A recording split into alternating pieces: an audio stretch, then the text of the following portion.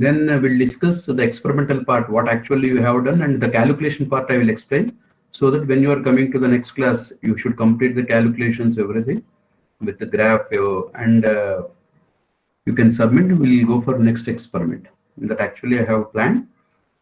So in the last class, we have discussed the Miller indices, and Miller indices can be used to designate the orientation of a plane which is present in a given crystal. Is it visible? Yes, sir. Okay, right. So we have discussed the rules for Miller indices also in the last class, because first you should, because they are very useful in finding the orientation, and you can indicate the plane in which direction it is oriented. Further, there are certain rules framed by Miller. First, you should identify the intercepts made by a plane on the three-axis coordinate axis. Then you should take the reciprocal, then clear the fraction. So it can be done by taking the LCM and multiply each and every reciprocal with that LCM. So you will be getting three smallest numbers. These three smallest numbers are called as Miller indices. So suppose a plane is making intercept on x-axis and parallel to y and z-axis. So the intercepts are 1, infinite, infinite. So if you take the reciprocals, they become 1, 0, 0. So the Miller indices are represented by 1, 0, 0 plane. Like that, we have observed many lattice planes, the orientation 111 plane, 101 plane, 010 plane, like that. And you can identify the orientation of a particular lattice plane present in a given crystal. And also we have discussed the lattice plane or interplanar spacing. The perpendicular distance between two successive lattice planes is called as interplanar spacing. And there is an expression from that in terms of the interplanar spacing and the primitives. So that and Miller indices, there is a relation. And first, if you calculate for orthogonal system, it can be applicable to any crystal system, because in orthogonal crystal system, all four structures are possible: the simple structure, body centered, face centered, and base centered. So if you find the interplanar spacing for an orthogonal structure, the same can be applicable for the remaining structures. So for that, let us consider the unit cell of an orthorhombic crystal. And an orthorhombic crystal, consider a plane ABC as shown in the figure. The shaded region you can see ABC, and the Miller indices for this plane, they are identified as a HKL. That means this plane cuts the x-axis at A by H, and y-axis at B by K, and z-axis at C by L. So it makes intercepts by calculating, by taking the LCM and by making whole number. Finally, you can obtain Miller indices as HKL. So consider the unit cell of your orthorhombic system. In that, consider a plane ABC for which the HKL or the Miller indices, the intercepts made by a plane on the three coordinate axes are represented by A by H, B by K, and C by L. Now, let us draw a perpendicular ON from the origin O to the plane ABC as shown in the figure. So this perpendicular is passing through the origin, and it represents the interplanar spacing. Let us assume another plane is passing through the origin, and this is the second plane. Then the distance between, perpendicular distance between two successive planes, it is nothing but interplanar spacing. So draw a perpendicular from the origin O to the point N, which is there on the plane ABC. So this this represents the interplanar spacing. And also this perpendicular, it makes angles alpha dash with respect to x-axis, beta dash with respect to y-axis, and gamma dash with respect to z-axis respectively. That means alpha dash, beta dash, gamma dash be the interfacial angles made by the perpendicular on the three axes respectively. Now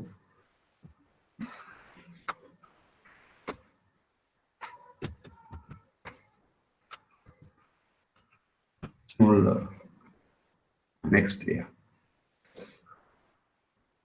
Now, from the if you take the triangle ABC, in this triangle, you can write cos alpha dash is adjacent side by hypotenuse, which is nothing but ON by OA.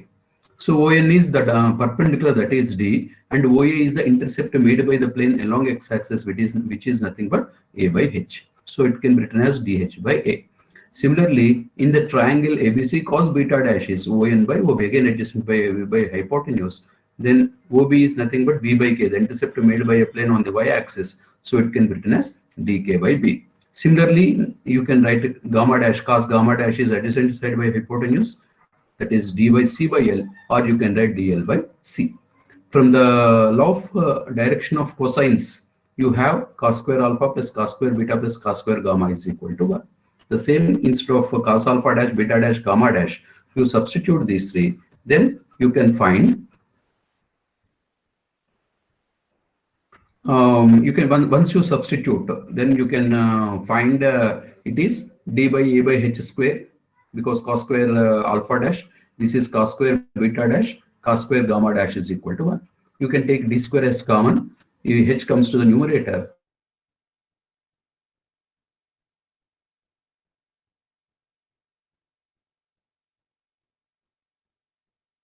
so this is expression for the interplane or spacing between two adjacent planes for an orthorhombic crystal system. Now so this is d square into h square by any student. Is it audible? Yes. Yes, sir. Okay. Yes, sir. Because it's working on data only today because there is no net at my house. Some technical issue is there, so bear with me. I'll try, because with the data I'm doing. So it can be represented as by taking d square as common. D is nothing but ON. You can write d having in Miller indices HKL can be written as 1 by under root h by a square plus k by b square plus L by c square. So this is the expression. Now let us consider another plane which is making intercepts 2a by h, 2b by k, and 2c by L. Another plane after the first plane ABC. Now again you draw a perpendicular OM on that plane. Again, from the similar pattern, you can write this OM is equal to DHKL, that is 2 by h by a whole square plus k by b whole square plus L by c square under root, or to the power of half. Like that, you can, first plane is passing through the origin, second one is ABC and it is making intercepts a by h, b by k, and c by L, and the third plane, successive plane, it is making intercepts 2a by h, 2b by k, and 2c by L. Like that, you can imagine a number of planes. So you can write the expression for ON, and also you can write the expression for OM by drawing perpendiculars. Then the spacing between two adjacent planes can be written as OM minus ON, which is nothing but DHKL is equal to 1 by root of h by a whole square plus k by b whole square plus L by c whole square. This is the general expression for the interplanar spacing of a given lattice plane, or the interplanar spacing between two successive planes for an orthorhombic unit cell structure. Now, if you take a cubic structure, in cubic structure, all the three sides are same. A is equal to B is equal to C. So instead of A, B, C, you keep A only. The same expression can be modified as D is equal to A by root of H square plus K square plus L square. So this is the expression for the interplanar spacing of a cubic crystal, and the first one, the top one, it represents the general expression which represents the spacing between two adjacent planes for an orthorhombic crystal system. If you take a cubic crystal, it becomes D is equal to A by under root H square plus K square plus L square. Did you copy this yesterday? Yes, sir. Yeah. Yes, sir. Okay. Yes, sir. So up to this, you prepare notes. Only one topic is left, that is Bragg's law and powder diffraction method. Probably next class, within one class, I can complete that. So up to this, what you have to do is, as an assignment, you should draw all 7 crystal systems basic cells, and the relation of primitives, that is ABC and interfacial angles. One example, what table I gave in the first class, but you have to practice. First one, 7 crystal systems, and the second one you should write the Bravais lattices, and third one the expression for interplanar spacing of a orthorhombic system and cubic system. These three you should write as an assignment.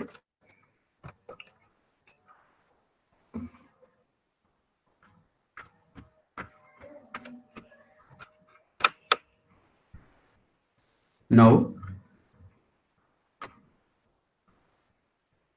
1 minute.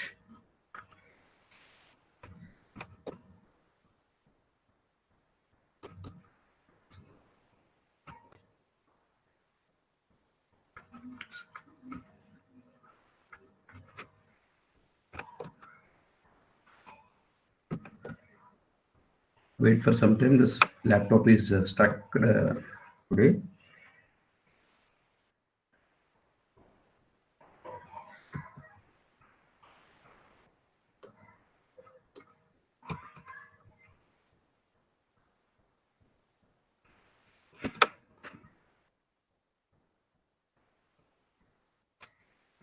It's not giving. Please wait for 1 minute. I'll be back because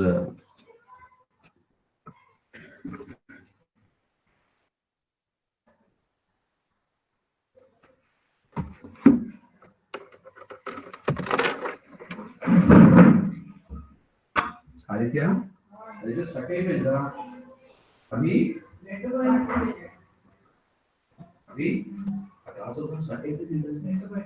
it hotspot better. Minimize outlet. Minimize outlet.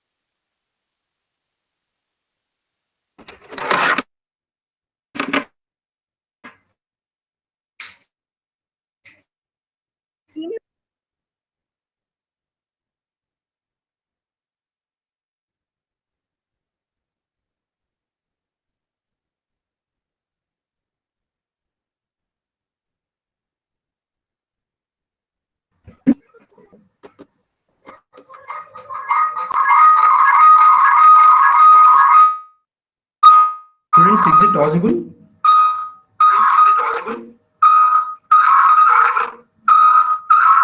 Hello, students? Yes, sir. Yes, sir, but some disturbance is coming. Yes, sir, but disturbance is there in the background. So, so much noise, sir. Yeah, some. Waste your laptop. Flute sound is coming, sir.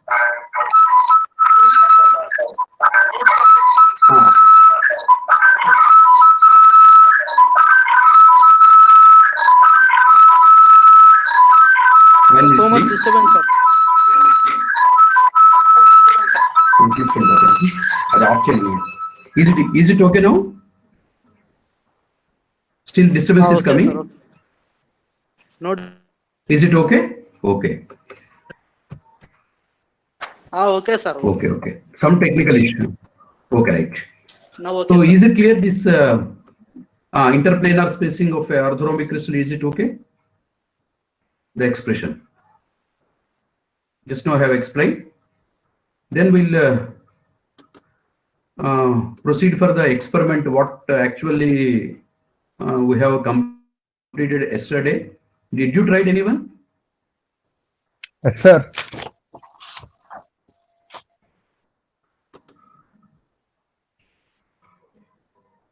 Anyone tried the experiment? Got the values? Yes, sir. Yes, sir. Yes, sir. Okay. So as I said, in brief, once again, I'll explain the procedure. Then calculation part, I'll explain so that you have to complete the calculation. So in the MHRD website, you should go virtual labs. In the virtual labs, you should go to this physical sciences. Is the window is clear? Visible? Yes, sir. Yes, sir. Okay, right. Then those who are absent and those who could not able to take the values, you listen this. In that, at the bottom, you can find basics of physics lab new developed by IIT Kanpur. To go to the this one, basics of physics, and in this again you should go to this list of experiments. And once you browse this list of experiments, you can find 10 experiments. And the second one, energy band gap of a semiconductor. You should go for this. So in this experiment, you have to calculate the energy gap of a given semiconductor. So semiconductors are the materials for which the energy gap lies between conductors and insulators. Germanium, silicon, all these are typical examples. And the energy gap of a given semiconductor depends on two factors. First one is the temperature, second one is the voltage. As the temperature rises, the electrons in the valence band, they gain thermal energy, their kinetic energy increases, they move from valence band to conduction band. Similarly, if you give certain voltage, again the external electrons in the valence band acquire a velocity which is called as a drift velocity. So they move from valence band to conduction band, and their energy gap decreases. So two things decreases the energy gap. In the experiment, we can't do both. So fix the voltage, you change the temperature, and you should find out the energy gap. This is the basic idea. And one more thing you should remember, you cannot find directly the energy gap for different temperatures, because there is no instrument, such an instrument to measure gives the energy gap in electron volts straight away. So we should adopt an indirect method. There is a relation. The current, reverse saturated current, is equal to, it is expressed in terms of BTQ, to the power of minus Eg by NKT. So energy gap, temperature, and current, all the three are related by this equation. So in this experiment, for different temperatures, you should find out reverse saturated current. Then by using the formula, by simplifying that, you can obtain finally energy gap is equal to 3.97 into slope into 10 power minus 4 electron volts. What is that slope? The slope, it relates the relation between current and temperature. Current means resistance. The current and resistance both are related. So that slope will give you the energy gap of a given semiconductor. So this is the concept behind this experiment. So actually you should do physically in the lab. Here we are going for simulation part. So you should click this simulation for this energy gap. So first what you should do is, you should click enable power. Then for verification, you will be getting 4 images which graph relates with this experiment. It is image 2. So you should go to image 2. So you choose the correct answer, you will be getting some message. You should click OK, then you cancel this one. Now in the simulation, you have to perform this experiment. So for that, first what you should do is, you have to take a container. Click the container, and in this space, you place this. So this is the container filled with some oil, because you cannot heat the diode directly. So some medium is required. It is a oil medium, which is having uniform expansion. It's a non-conducting oil, and it even goes to the temperature of 120. If you take water, it evaporates even at 40 or 50 degrees centigrade. So oil is filled with this container. Then you have to click the diode and you place the diode in that. Now you have to place the thermometer, which can be used to measure the temperature. So place the thermometer in the given oil bath. Now a battery is required because a constant voltage is should be applied. So you connect this battery, place the battery here, and to measure the reverse saturated current, an emitter is required. So you please select this ammeter, and you again place the ammeter here.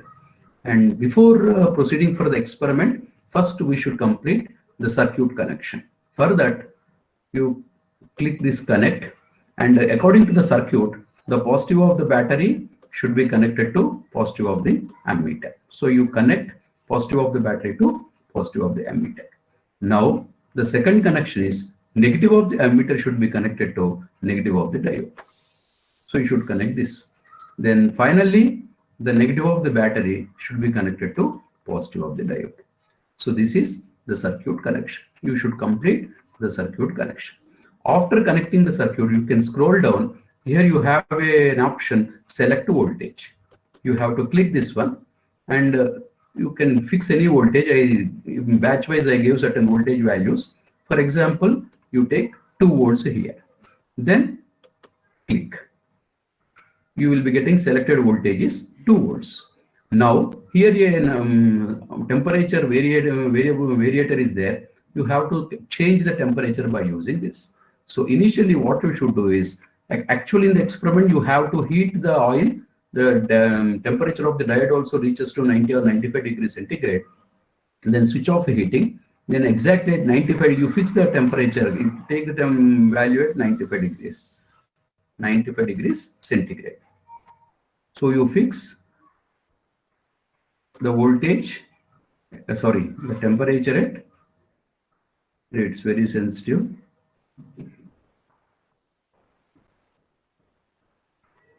It is at 95. So fix the temperature at 95. Then for given temperature of a semiconductor, the energy gap is something. So energy gap, accordingly the current value will be there. And for measuring the current, you have to click this one. Get reverse saturated saturation current, you find here. So you will be getting some 45.693 milliamps. In the table, you should note down this value. After that, you fix the temperature at 90. 90. Again, reverse saturate, and for that, you click here, you find the current, you will be getting some another value, 40.711, like that. Like that, while cooling starting from 95 degrees for 8 different temperatures, you should find out the reverse saturated current value. So you should complete the table.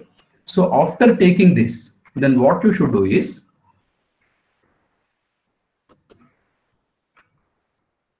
this new table is visible? Yes, sir. Okay. So calculation part, you keep this in mind. This is a model calculation, but according to your values, you have to do. So in the table, you can find in the first column is the temperature, then temperature in Kelvin scale, then current in milliamps, then resistance, which is V by I. Then you should calculate log R to the base 10, and also you should calculate 1 by T in Kelvin. So first temperature is 95. You have taken the readings for different temperatures, 95, 90, 85, like that, up to 60 degrees, at least 8 minimum temperatures, you should note down the value. So for 8 different temperatures, you have measured current. These are approximate values, don't go to this. So for 95, let us assume the current is 51.36 mA, like that, these are the current values. So in the table, what you have to do is, initially the temperature is 95, you convert into Kelvin scale, that is 360, adding 273. Similarly for 90, 85, like that, you add 273, you will be getting the temperature in Kelvin scale. And these are the current values you have obtained while doing the experiment. Then, according to the formula, the resistance is equal to voltage by current. So R is equal to V by I. Voltage is fixed, that is 2 volts. For some batches it is 3, for some batches it is 5. Accordingly, you should take So voltage is in the numerator 2 by what is the current for the first value? It is 51.36 milliamps. So you should take 51.36 into the voltage is in volts. So current should be in amperes. So milliamps can be converted into amperes by multiplying with 10 power minus 3. So in the denominator, you should take 10 power minus 3. By doing calculation, finally it comes to 0.389 into 10 cube, because this 10 power minus 3, once it comes to numerator, it becomes plus. So the value of R is 389. You should enter the resistance value like that for 95 degrees centigrade. Similarly, for 90, you should calculate 85 further like that. Up to 60 degrees centigrade, you should calculate the resistance value. Then using calculator, you should find out the log R, log to the base 10 for the resistance. So log 10 of the first value is 389. If you keep 389, it will be around 2.5899. So this value you should enter in the next table, next column. Similarly, you should calculate 1 by t. So 1 by t, so 1 by 368. So 1 by 368, once you calculate, you will be getting 2.717 into 10 power minus 3. Similarly, 1 by 363, it is 2.75 into 10 power minus 3. 1 by 358, it is 2.79 into 10 power minus 3. Like that, you should calculate for 60 degrees temperature. So this is, in this way, you should complete the table. Is it clear? Yes, sir. Anyone? So first in the simulation part, you have to take only for different temperatures. You should measure current value. Then you should complete the temperature. Convert the temperature into Kelvin scale. Then current value into amperes. You should calculate R value for each and every temperature. Then take log R to the base 10, and also you should calculate the 1 by t value. So in this way, you should calculate, complete the table. After completing the table, then what you should do is this graph is visible? Yes, sir. Yes, sir. Yes, It sir. will. Something is missing in the photo. So what actually is, along x-axis, you have to take 1 by t. But in the table, you have observed 10 power minus 3 is common. So what you can do is, you need not take 10 power minus 3 for each and every unit. In the scale itself, you can take 10 power minus 3 as common. And also, no need to take 0, 0 as origin always. Because if you see this table, here the starting values are around 2.7 for 1 by t, and log R values around 2.5. So conveniently, you can shift both the x-axis and y-axis. Instead of taking the 0, 0, x-axis you can start with 2.7, 2.7, 2.71, 2.72, 2.73 like that. Otherwise, you can take 2 difference also, 2.7, 2.7, 2.72, 2.74 like that. You see maximum value.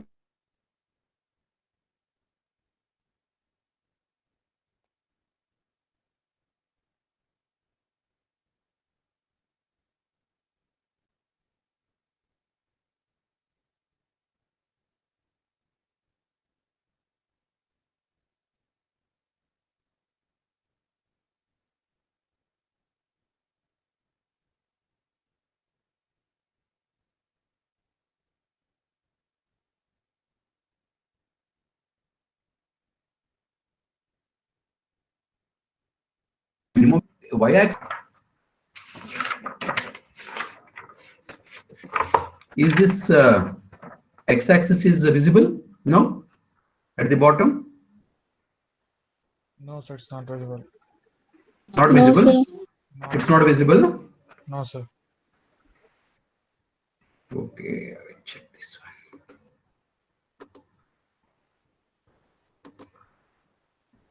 Visible, is it visible now?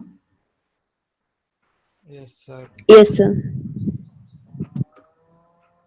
Is it visible now? Yes, sir. Yes, sir. Okay. So along x-axis, did you observe how I took the scale? It is Not clear, 2.7. sir. Not clear, sir. Actually, it's not clear. It's Okay. blurrish. Because I wrote it with a pen only. So it is, you should take 1.1 by t into 10 power minus 3 you should take. Okay. Sir, you take a pic and upload in WhatsApp, sir. I'll upload in the WhatsApp. So what you should do is, 1 minute. So I'll upload this. How to calculate this? I am saying. So you need not take 0, 0 as origin. You can shift the origin conveniently because in the 1 by t column, the value starts from 2.7. So you need not take from 0 to 2.7. There is no single point. So straight away you can take origin as 2.7, shift of origin. Similarly, along y-axis, you should take log r to the base 10. The value starts from 2.5 or something. So you need not take 0 as origin because between 0 to 2.5, not even single point is there. So you take the origin here. You can observe here, shift of origin. I wrote it here in the graph sheet. It is 2.7 and 2.5. So along x-axis, you can start from 2.7, and along y-axis, you can start from 2.5. And how to take the scale here along x-axis? 1 centimeter is equal to 0.02. So that means the initially origin is 2.7. The second one is 2.72. Let us assume. And into, because 10 power minus 3 is common, you should consider this the 10 power minus 3 also. Into the 1 by t. So the units for 1 by t is Kelvin inverse. You should write Kelvin inverse. Like that, you should write the scale properly. For any experiment, you have to write the scale. What is taken for 1 centimeter. So suppose you are taking voltage along x-axis. Let us assume 1 centimeter is equal to 2 volts. Like that, you should write. Here it is 1 by t Kelvin inverse. 1 by t into 10 power minus 3 Kelvin inverse. So 10 power minus 3 Kelvin inverse is common. And what is the value of 1 centimeter also you should represent. So this is, in this way you should write the scale.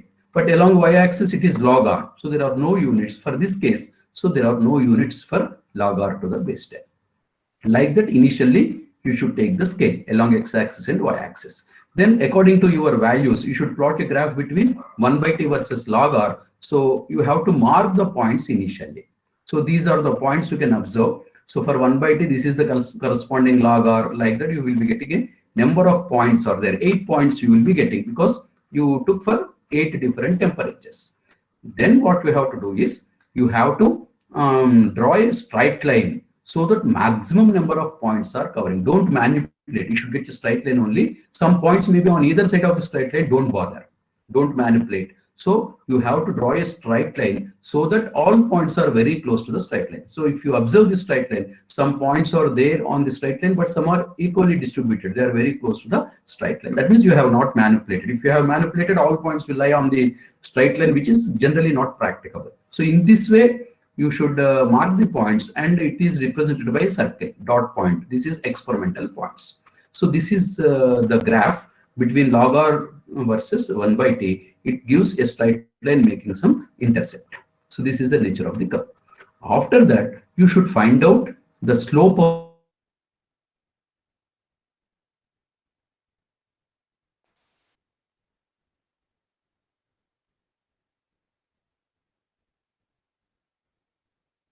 Sir, you're not audible.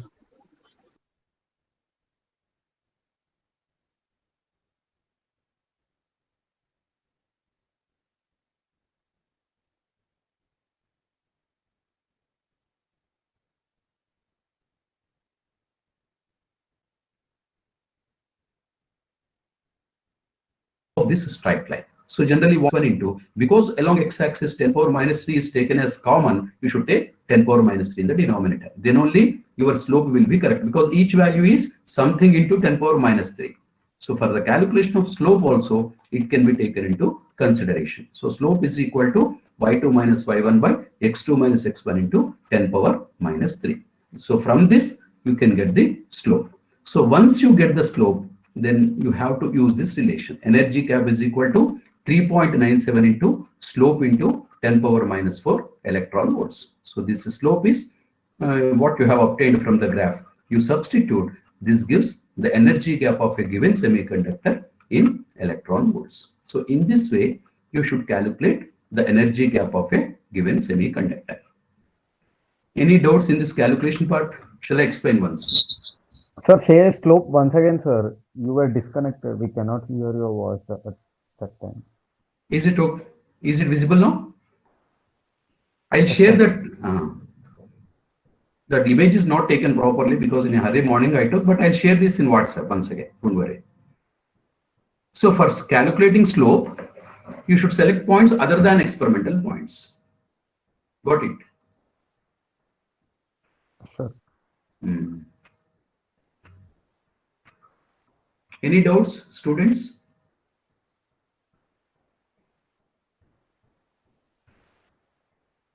So once again, in brief, I'll tell what actually you have to do. So first you have to connect the simulation part. I think I have explained it twice. So you can go through that. Sir, And explain that graph. okay, the table and graph I should explain. Okay, now? No, sir, not about table, only that graph. Only graph. Yes, sir. So in the graph, what you have to do, listen, actually, you know how to plot a graph. In general, in the 9th or 10th, you have learned something. Here, 0, 0 can be taken as origin, what quantity you are taking. Generally, which you are varying and which you are measuring. Those two can be taken in a graph along x and y axis respectively. Here, you are taking varying temperature and you are measuring current. So current means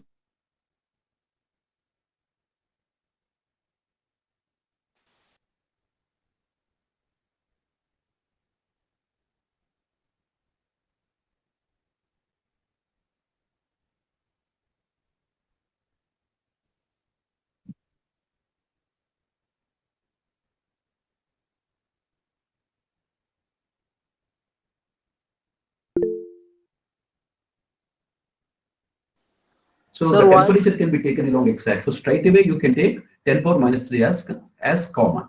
So instead of taking 0 as origin, because in the table you can see that the values are starting from 2.7. So you need not take 0, 0.1 or 0.5, 1, 1.5, 2, 2.5, then 3 like that. You need not, it's not required. Simply you can shift the origin. Instead of taking 0 as origin, you can start from 2.7. So that's what I said. So here the point is 2.7 along x-axis. The origin can be taken as 2.7. Then next, that means this is 2.7. Then this is 2.72, 2.74, 2.76, 2.78. Otherwise, you can take 1 centimeter is equal to 0.01 also. So this is 2.7, 2.71, 2.72, 2.73, 2.74, 2.75. There is no hard fast rule. Basing on your maximum value and minimum value, you have to spread the values, take the units into 10 power minus 3 as common. So this is the way to take the scale. Similarly, along x-axis, you have to take log r to the base 10. So log r values, they start from like this. You are getting 2.58. You do calculation, then you can understand. Then you will be getting 2.6 or something like that. You will be getting some values. So 2.5 is the minimum value. So instead of taking 0 as origin, you can take 2.5 as the origin. That's why the origin is represented by 2.7 and 2.5. Instead of taking 0, 0, you can shift the origin 2.7 and 2.5. You take the scale like that. Then you start mapping. That means for what is the first value? It is 2.717 for 95 centimeters. And what is the corresponding log r value? 2.58. So in the graph, first you should identify where 2.71 is there. For that, where 2.58 is there, the common point you have to mark. That is the way. So let us assume this is the point. So here it is 2.71 and it is 2.58. Let us assume for an example sake. Then you mark the point here.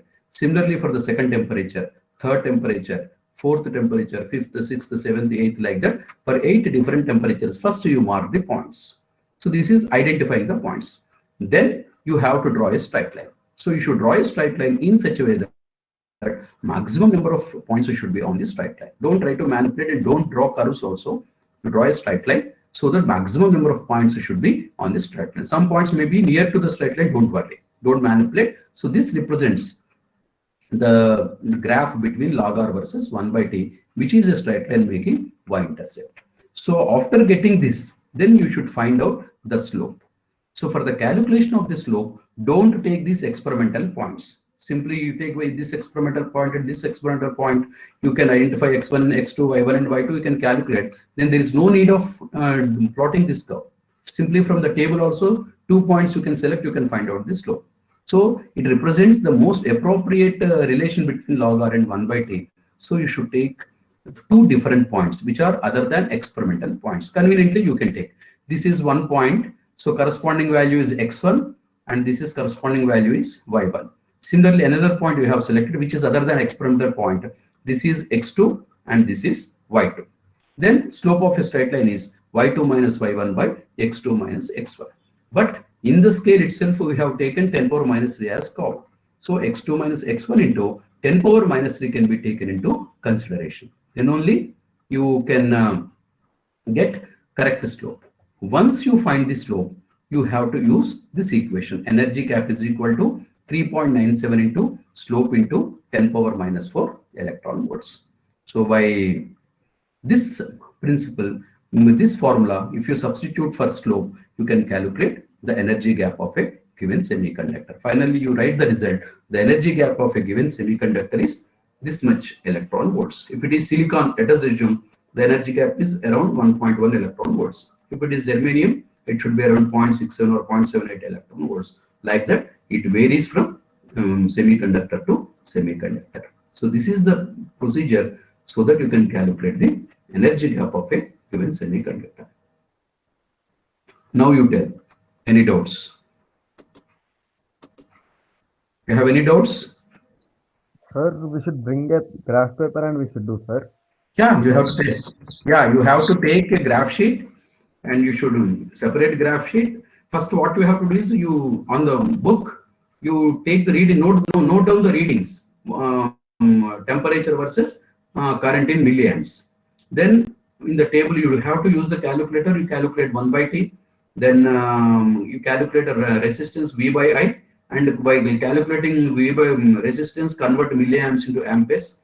You will be getting resistance. Then you take log R to the base 10, write down the values, and also 1 by T, what I have calculated. After that, you should plot a graph. After plotting the graph, you find the slope. Once you find the slope, then you substitute in the relation. Energy gap is equal to 3.97 into slope into 10 power minus 4 electron volts. This way, you should calculate the energy gap of a given semiconductor. And I think I gave for different batches different values. 61 to 70, I gave probably 2 volts and a difference of 5 degrees or 3 degrees something.